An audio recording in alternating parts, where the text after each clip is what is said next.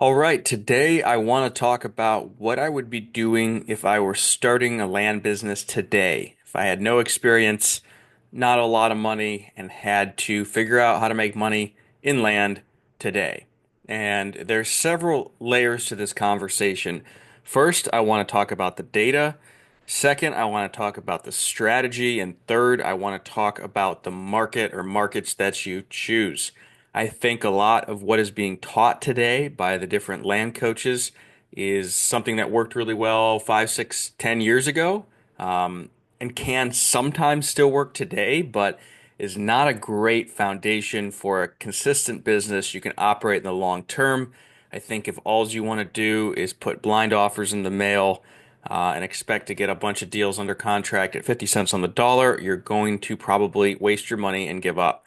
So, first and foremost, in all layers of this, you need to be adding value. And I think that's what's missed in the traditional land flipping model, at least the one that's taught by the online gurus.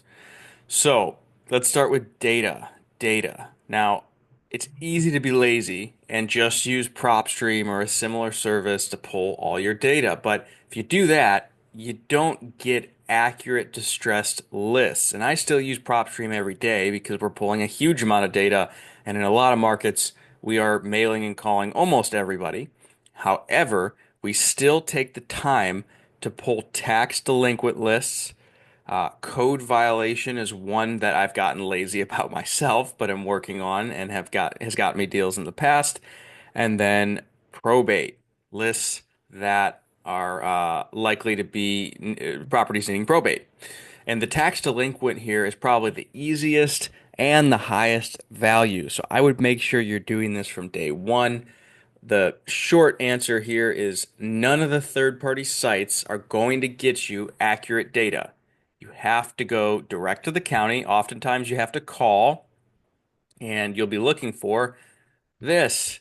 It's often horribly organized, right? This doesn't tell me whether it's land, doesn't give me a lot of the information. So I'm having VAs aggregate all of this, which is really, really cheap because I can get VAs to do it for $4 to $5 an hour. One by one, they're just looking them up on Regrid, determining which are land, and putting those on a spreadsheet. Quite simple, and that's often what you have to do. But the biggest thing here is go to the source.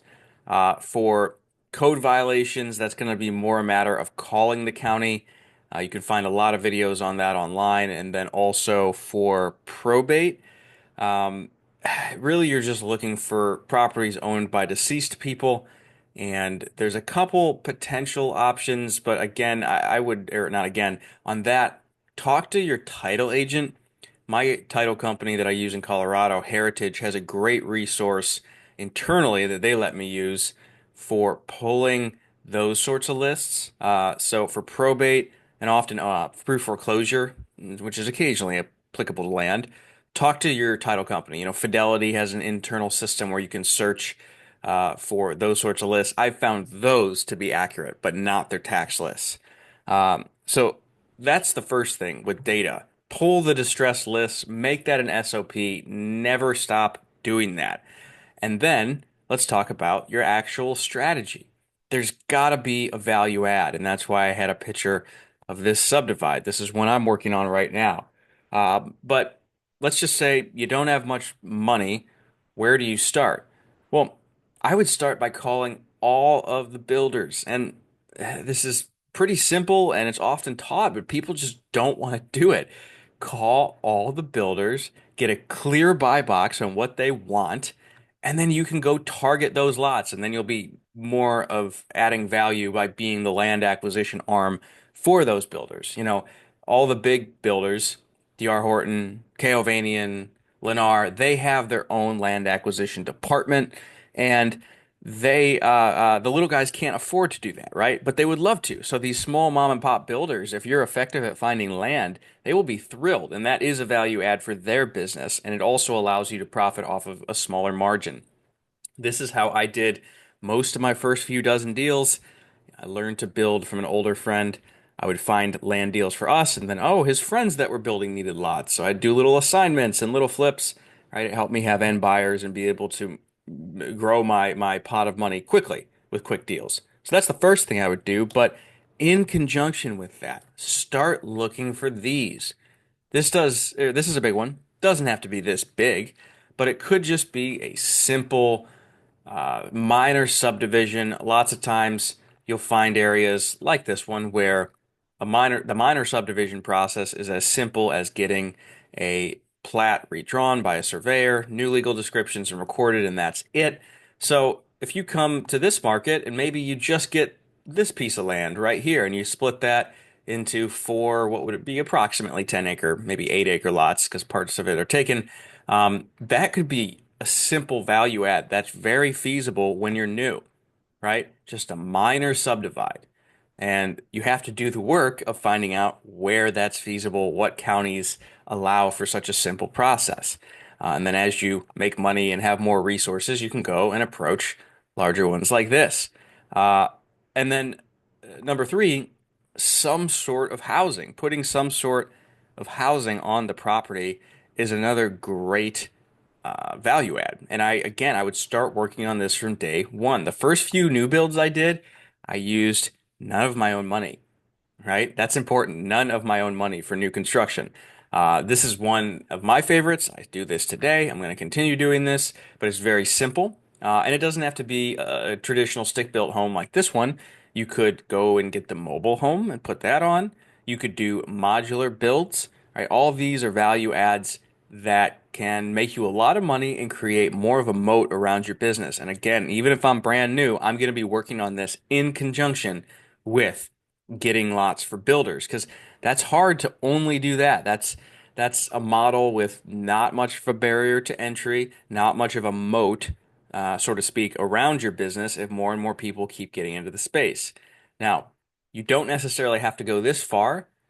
Going back to the modular conversation, what if you just put in well and septic and cleared the building area if it's somewhere with trees? I see lots all the time like that where somebody just takes the piece of land, grades in a driveway, puts electric, because oftentimes it's not stubbed all the way to where you'd build electric, well, and septic, or maybe there's water and they just put in the septic and electric.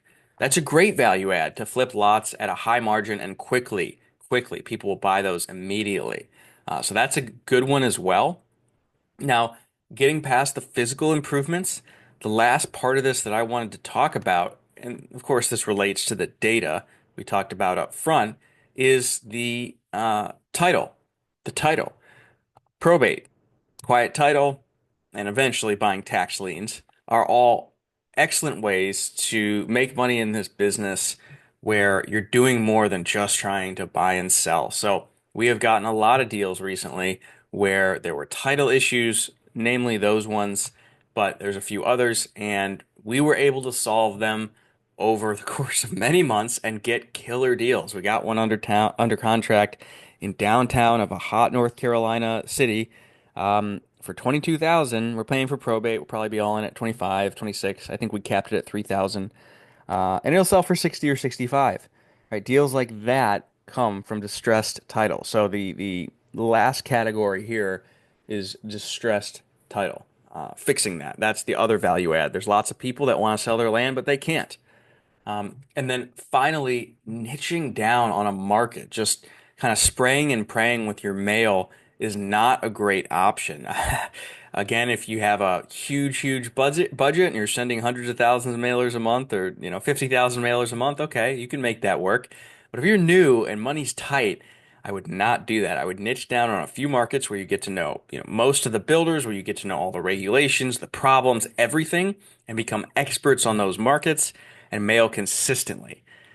So a lot of this stuff, there's a lot more explanation needed. I have videos on new construction.